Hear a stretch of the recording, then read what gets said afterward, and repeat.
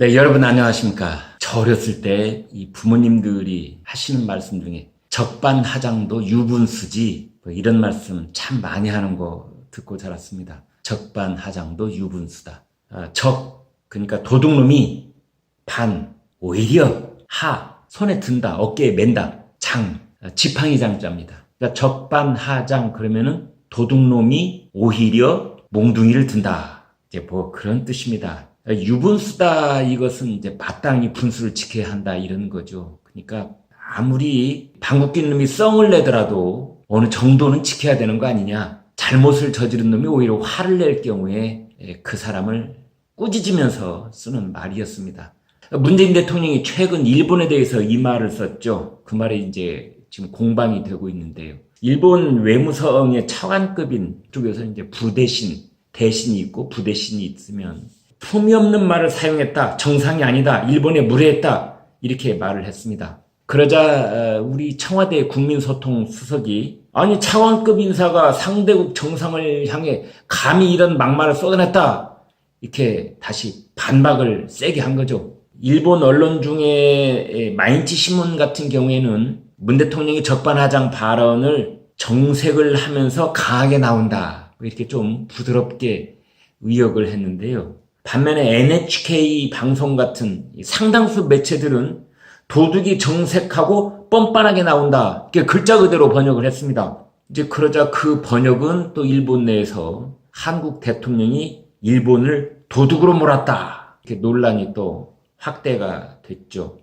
한국, 중국, 일본 이 세 나라 이른바 한자 문화권이죠. 그래서 어떤 경우에는 번역이 필요 없을 만큼 그 단어나 표현을 그대로 갖다 쓰면 정확하게 그 뜻이 전달되기는 하지만 때로는 바로 그 점 때문에 오해가 생기기도 합니다. 가령 예를 들어보겠습니다. 인간이라는 말이 있죠. 인간.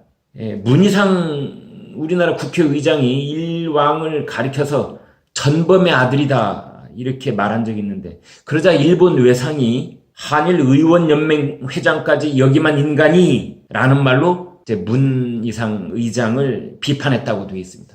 근데 이 인간이란 단어, 우리나라에서는 인간이란 말을 잘못 쓰면 아주 모욕적인 표현이 되죠. 질타하거나 나무랄 때 쓰는 말이 이제 너 인간이 좀 되라 이놈아. 넌 인간도 아니야. 이 인간이 왜 그래? 부부싸움 할 때 인간이란 말 많이 쓰죠. 그런데 일본에서는 이 인간이란 말이 그렇게 비하하거나 모욕하는 의미는 없다고 합니다. people, 그냥 영어에서 people 그 정도 뜻이라고 그래요. 그래서 이 인간이란 말을 어떻게 옮기느냐에 따라서 양국 간에 커다란 뉘앙스 차이가 있을 수 있다. 그렇게 되어 있습니다. 문 대통령이 적반하장이란 말을 쓸 때는 일제 강점기까지 떠올리면서 쓴 말일 수 있습니다. 적반하장이 들어있는 바로 이 도둑이란 그 표현 어떻게 받아들이냐 하는 점에서 문제가 발생하는 것이죠. 문 대통령은 어제 김포시에 있는 정밀 부품 제조업체 SBB 테크를 찾아갔습니다. 문 대통령은 임진왜란 때 일본이 탐을 냈던 것도 우리의 도공이었다. 이런 말을 했습니다. 조선시대 도공을 생각하면서 일본을 이겨낼 수 있는 자신감을 갖자. 그런 취지로 한 소리였다고 하는데요.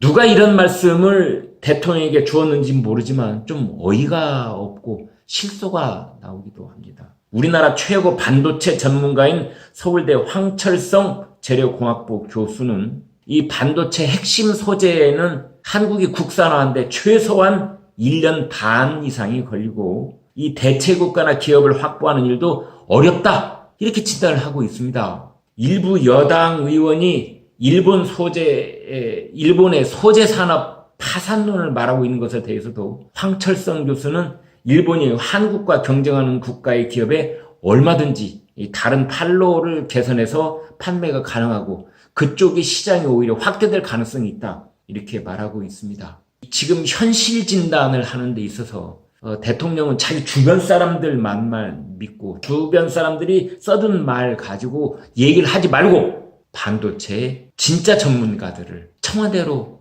좀 오라 해서 진짜 실상이 무엇인지를 좀 들었으면 좋겠다 하는 생각이 듭니다. 미국의 싱크탱크인 전략국제문제연구소 CSIS가 정확한 진단을 하고 있다고 저는 봅니다. CSIS는 보고서를 냈는데요. 일본은 이웃나라에 대한 공격으로 경제적 리더 이미지를 더럽힐 수 있다. 이렇게 꼬집었습니다. 아베 행정부는 자신의 행동에 대해 성찰해보라 이런 말도 했더군요.